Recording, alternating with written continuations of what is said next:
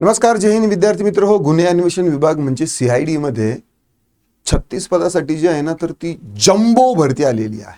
36 पदांची भरती आहे आणि अगदी सांगायला आणि याला देखील थोडंसं मन तुटतं, पण ठीक आहे. जी आली भरती ती सांगणं माझं कर्तव्य आहे, काम आहे. सीआयडीची जी भरती आलेली आहे 36 पदासाठी, आता या 36 पदासाठी शिक्षण काय पाहिजे, पात्रता काय आहे, पगार काय असणार आहे, फॉर्म कसा भरायचा, कागदपत्र कसे असणार आहे, सगळं डिटेल अगदी थोडक्यात सांगतो मी. तत्पूर्वी आपली सरळ सेवा भरती जी आहे ना, तर ती देखील लॉन्च आहे. ठीक आहे. लाईव्ह प्लस रेकॉर्डेड स्वरूपाची ही बॅच आहे. फक्त 999 मध्ये ही बॅच आहे. जर समजा तुम्ही या गुन्हे अन्वेषण विभागाच्या म्हणजे सीआयडीच्या या पोस्टसाठी जर तुम्ही अप्लाय करू इच्छित असाल तर तुमच्यासाठी ही अप्रतिम अशी बॅच आहे. यासाठी ॲप्लिकेशन आहे आपलं ई-स्वयं, डिस्क्रिप्शनमध्ये लिंक आहे. ॲप्लिकेशन डाउनलोड करा. जर काही दिक्कत डाऊट कोरी परेशानी आली 7066-155-355 वर रिच आउट करू शकता. डेमो पहा, आवडलं कन्सिडर करा. चला, खाली ही दिलेली आहे जाहिरात. अप्पर पोलीस महासंचालक गुन्हे अन्वेषण विभाग, ठीक आहे, यांच्यामार्फत ही जी प्रसिद्धीपत्रक आहे तर ते आलेलं आहे. दिनांक यावर काही दिलेले नाही आहे, पण आता बघूया.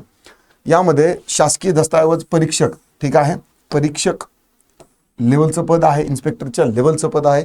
यामध्ये जवळपास 16 जे आहे ना, तर ती रिक्त पदं आहे. आणि 1 मिनिट, 16 आहे की 36 आहे? मी 36 का टाकले मग? 36 नाही रे बाबा, 16च आहे ना फक्त. असं काय करून राहिले राजा हो. ठीक आहे, आय अपोलोजाइज. 36 पदं पण नाहीये, 16 पदाची जम्बो मेगा भरती आहे, 16 पदांची. ठीक आहे. चला, आता यामध्ये सरळ सेवेनं जी आहे ना, तर ती भरायची आहे आणि त्यासाठी मागासवर्गीय खुला प्रवर्गातील इच्छुक अर्हतादार उमेदवाराकडून ऑनलाईन पद्धतीने जे आहेत ना, तर ते अर्ज मागवण्यात येत आहे. PSIच्या लेवलचं पद आहे. सहाय्यक शासकीय दस्तऐवज परीक्षक 16 जे आहेत ना, तर त्या पदसंख्या आहे. S15 ची वेतन श्रेणी 41,800 ते 1,32,300.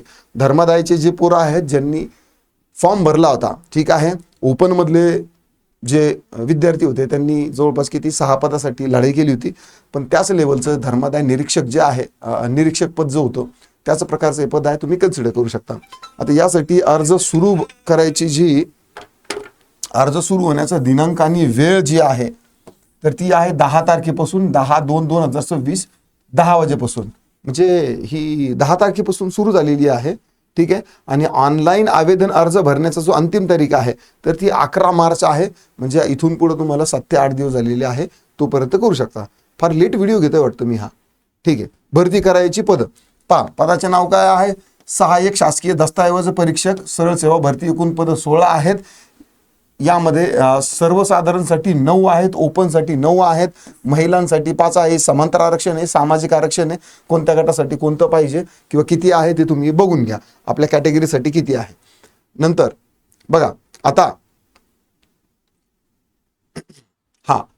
वयोमर्यादा किती पाहिजे? खुला वर्ग तेच आहे 18 ते 38 आहे आणि मागासवर्गीय असेल 18 ते 43 वर्ष आहे. अंशकालीन उमेदवार असेल तर 18 ते 55 वर्ष आहे. सशस्त्र दलात जर सेवा केली असेल तर त्यांना काय, माजी सैनिक असतील तर त्यांना 3 वर्ष जे आहेत तर ते आणखी असायला पाहिजे. सामाजिक आरक्षण वगैरे ह्या ज्या गोष्टी आहेत तर त्या इथं दिलेल्याच आहे. ठीक आहे ना. आता यासाठी कागदपत्र वगैरे जे आहेत तर ते काय लागायला पाहिजे किंवा काय काय असतात हे मी तुम्हाला नक्की पुढे सांगतो. ठीक आहे. जाहिराती सहाय्यक प्रशासकीय दस्तऐवज याच्यासाठी खुला प्रवर्गाला 1,000 रुपये आहे. 900 रुपये जे आहेत तर ते यांच्यासाठी आहे ना. आता जर अर्ज करायचा असेल तर अर्ज करण्यासाठी जे आहे ना, तर ही जी आहे तर ही वेबसाईट आहे. ठीक आहे. या वेबसाईटवरती इथं गेल्यानंतर क्लिक केलं, लेट्स से की इथं ॲडव्हर्टिजमेंट आहे. न्यू रजिस्ट्रेशन जे आहे तर इथं क्लिक करायचं आणि न्यू रजिस्ट्रेशनवरती क्लिक केल्यानंतर मग ही वेबसाईट ओपन होईल. आणि अशा वेळेस आता ज्यावेळेस मी व्हिडिओ घेतोय तर त्यावेळेस काय होतं की जाणून बुजून गोष्टी ज्या आहेत ना तर त्या भाव खायला लागतात. ठीक आहे. आणि ही जी वेबसाईट आहे ही काही IBPSची नाही. आणि ही जी वेबसाईट आहे म्हणजे ही कोणती TCSचीच आहे.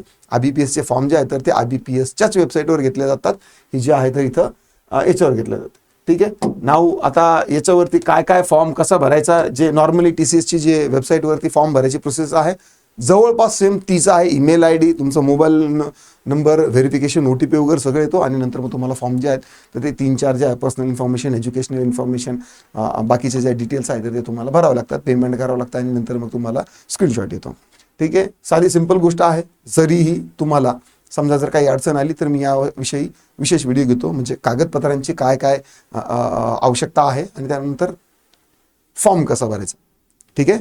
आशा करतो तुम्हाला हा व्हिडिओ आवडला असणार आहे. जम्बो 16 पदांची जी भरती आहे त्याविषयी देखील डीप माहिती मिळाली असणार आहे. थांबतो. राम राम.